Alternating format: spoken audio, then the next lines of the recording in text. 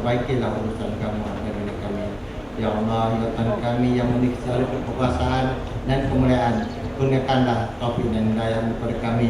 Restuilah, berkatilah majlis ini, majlis lautan kerja Datuk Bandar, kemudahan pengurusan bersemula sisa pekerjaan pembinaan di tapak pelupusan sisa lengan Sungai Kertas Gombak. Tapak ini merupakan bekas tapak pelupusan terbuka. Telah beroperasi lebih 10 tahun dan menerima sisa pekerjaan domestik dan lengai dengan keluasan 14.19 ekar. So tapak ini merupakan tapak pelupusan haram dahulu. Kebakaran berlaku pada September 2009 dan telah mengakibatkan runtuhan pada 22 September 2009 yang telah melibatkan kematian haiwan ternakan lembu di kawasan Berhampiran. Berikut adalah gambar pada tahun 2009 di mana telah berlaku kebakaran dan juga runtuhan yang agak serius pada tahun 2011 Oktober. Kapasiti penerimaan adalah 500 tan sehari, tetapi pada masa ini kita hanya menerima lebih kurang 70 ke 80 tan sehari lah. So very minimum lah. So kapasiti kita masih boleh menerima 400 lebih tan lagi lah. Waktu operasi 8 hingga 5, Isnin hingga Sabtu. Pada hari Ahad kita buka 8 hingga 4. Pada masa ini pihak berkuasa tempatan yang melupuskan sisa pekerjaan di sini adalah Majlis Perbandaran Selayang dan juga Majlis Perbandaran Ampang Jaya. Ini adalah contoh untuk kontraktor di BKL in the future. Kita ada tiket sini, bila masuk timbang kita akan timbang, so dia akan membuat pelupusan. Dan bila keluar dia akan timbang balik, kita akan dapat net weight. So this is sample kita punya tiket. Kita punya kontraktor, kita punya web bridge operator akan sign dan kontraktor akan sign jugalah. So sebelum kontraktor melakukan pelupusan, biasanya mereka akan register dulu untuk kita pantau dan juga berada di dalam sistem kita. Dibagi pihak pengurusi dan pengurusan Worldwide Holdings Berhad, saya ingin mengucapkan selamat datang dan merakamkan ucapan setinggi-tinggi terima kasih kepada Yang Berbahagia Datuk Seri Haji Ahmad Faisal, Taib Datuk Bandar di BKL dan rombongan delegasi di BKL, JPS PN, PPS PPA atas kesudian membuat lawatan kerja kemudahan pemprosesan semula sisa pekerjaan pembinaan di tapak pelupusan sisa lengai Sungai Kertas Gombak pada pagi ini. Beliau telah memberi komitmen kepada DBKL untuk memastikan sisa-sisa binaan bagi kerja pembinaan perlu dihantar ke tapak sisa lengai yang telah dikenal pasti seperti di Sungai Kertas ini. Alhamdulillah, selepas lawatan kerja oleh Yang Berhormat Menteri KPKT pada 6 Mac yang lalu, tapak sisa lengai kami di Sungai Kertas telah berfungsi dengan lancar dan sehingga kini kami telah pun menerima sisa bahan binaan daripada pihak kontraktor, walaupun mungkin boleh ditambah lagi tarnisnya. Sebagai makluman, semua mesin yang dipasang ini mampu menerima dan memproses 300 tan sisa pepejal, sisa bahan binaan dalam tempoh sejam, dan mampu terus beroperasi selama tempoh 8 jam bergantung kepada jumlah sisa bahan binaan yang diterima satu hari. Bersyukur kepada Allah SWT kerana dapat bersama-sama pada pagi ini, dan saya amat terima kasih kepada Datin Paduka. Dah lama tak jumpa, sekarang jumpa balik dalam perbincangan lepas, dan ini merupakan satu usaha yang kita akan dapat padukan bersama bagi membolehkan kita menguruskan kepentingan alam sekitar bagi Kuala Lumpur dan juga Klang Valley. Semasa saya bersama menteri yang lepas berjumpa dengan Sultan Selangor, baginda mencadangkan supaya jangan panggil Greater KL saja. Dia kata kena masuk juga Klang Valley, sebab tu dia kata Bostrok Klang Valley. Ini sejarah lah. Mulanya kita kata Greater KL, maknanya semua sekali lah, termasuk semua PBT di sini Selangor.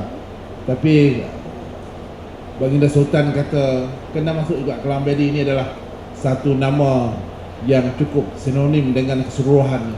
Jadi sebab itulah kita ubah Greater KL Klang Valley. Dia saiznya lebih kurang sekitar sama dengan Singapura bila kita masukkan 811 PBT bersama dengan Kuala Lumpur.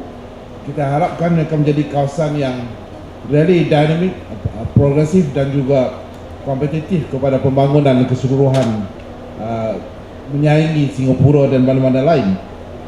Dalam hal ini kita menghadapi masalah berkaitan dengan pelupusan sisa pepejal ini dan sisa barang-barang konkrit ini.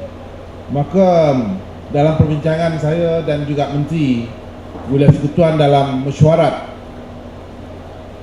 jawatankuasa pemandu bagi Greater KL Klang Valley, kita menyuarakan tentang masalah yang akan kita hadapi mengenai sisa-sisa binaan ini, di mana kita nak buang dan kita nak letakkan.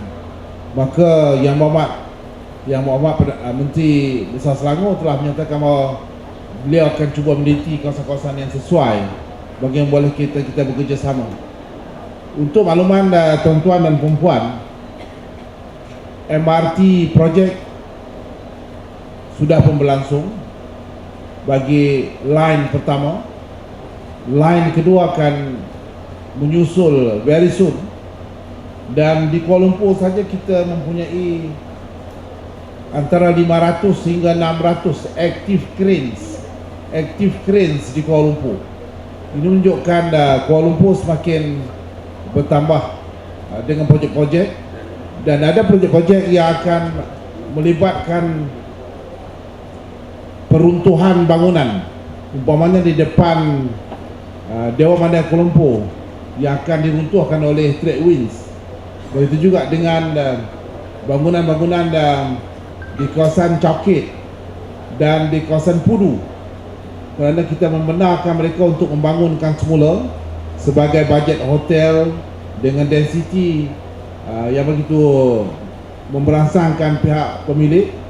Dan ada setengah kawasan Pudu kita benarkan sampai 10 tingkat bangunan-bangunan yang akhirnya memerlukan bangunan ini diruntuhkan, dan sudah semestinya kawasan untuk melambakkan bahan binaan ini akan menjadi masalah. Dan begitu juga dengan setengah-setengah bahan ini boleh digunakan balik dalam industri pembinaan ini. Maka oleh itu kita telah memikirkan bagaimana kita menguruskan ini. Maka kita telah memasukkan dalam keperluan pembangunan kita, mereka perlu menentukan di mana mereka nak membuang bahan-bahan binaan ini. Situ yang pertamanya. Dan bagi tujuan ini perolehan jentera dan sebagainya telah pun disediakan, dan kemudahan-kemudahan ini yang merupakan kemudahan yang sesuai untuk kita buat bagi guna semula bahan-bahan binaan ini. Cumanya apakah terdapat sambutan Datin Paduka ke kawasan Datin? Inilah yang menjadi masalah kita. Tapi kalau truk yang besar tu ataupun pemaju-pemaju besar, kita akan syaratkan kepada mereka di dalam development order. Ini kita akan kemaskan lagi development order kita. Kita akan kemaskan lagi development order kita.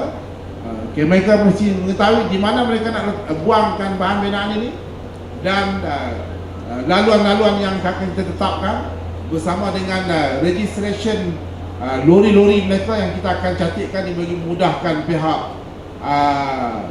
penguatkuasa kita.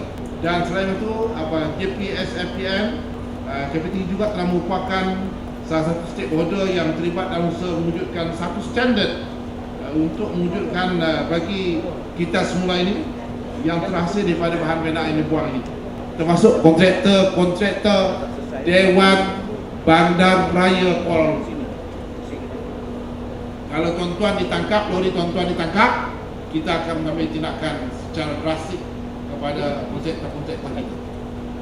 Ini tidak boleh kompromis kerana kita sedang menyediakan Kuala Lumpur menjadi bandar antarabangsa global pada tahun 2020. Tahun depan kita akan sambut ASEAN Summit. Kita telah diarahkan oleh Kabinet untuk menyediakan program pembersihan dan keindahan bagi Kuala Lumpur untuk ASEAN Summit kerana kita menjadi chairman yang seterusnya, di mana sepanjang tahun 2015 kita akan mengadakan berbagai-bagai conference. Jadi dengan peranan media, saya rasa kita boleh menggerakkan social sanction kepada masyarakat Kuala Lumpur dan Klang Valley untuk membantu pihak kerajaan. Now we are really very serious to make sure that our Kuala Lumpur and Greater KL Klang Valley clean and bersih, indah di masa-masa yang akan datang. Sekian, wabillahi taufiq wal hidayah. Wassalamualaikum warahmatullahi wabarakatuh.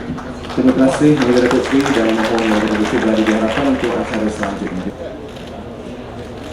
Perancangan bandar dan atas Termasuk Kuala Lumpur, Kuala Lumpur untuk melupuskan sisa pekerjaan bahan binaan ini dan yang sebahagiannya boleh digunakan. Jadi kami di Dewan Bandar Kuala Lumpur setelah meneliti akan masalah yang kita hadapi, terutamanya untuk mendepani masalah projek-projek besar yang akan naik tak lama lagi.